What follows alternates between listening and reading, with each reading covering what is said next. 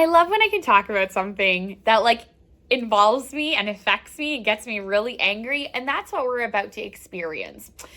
I believe in the last week or so, a woman who was the host of an HGTV show made up her own swear word using the N-word. She did something wrong to a wall and went, "Oh, fart, N-word," with hard R.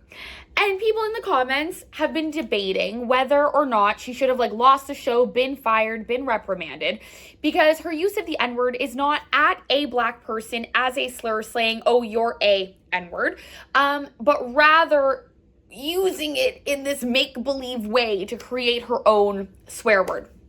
Now, as I was humming and hawing over how I was going to discuss this, it was brought to my attention that somebody in the Bathurst community of New Brunswick asked a question on Facebook. Who do you think is a worse driver, the elderly or N-words? Again, hard R.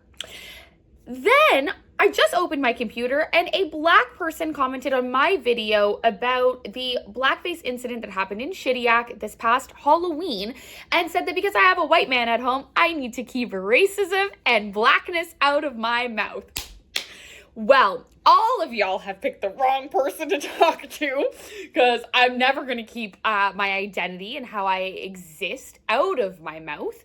That being said, my takeaway, and I say this after having done a series of talks at schools in New Brunswick about racism because of the book tour that I've been doing with this specific resource. And I was actually asked if the N-word in books should be banned in schools. And I've also been asked what I think about the use of the N-word. And I'm just going to be completely honest. Now is my time to shine. I was called the N-word for the first time at the age of 2 years old. I was being brought to get underwear for potty training. How is a 2-year-old deserving of hearing that word if a 2-year-old cannot even understand the horrificness behind that word?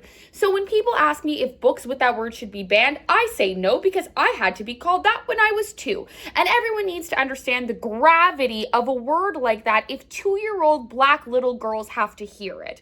Simultaneously, if Black people use the word, then white people just want to use it more. And I'm gonna be honest, I sort of think Black people should stop using it. That is my belief now at an older age.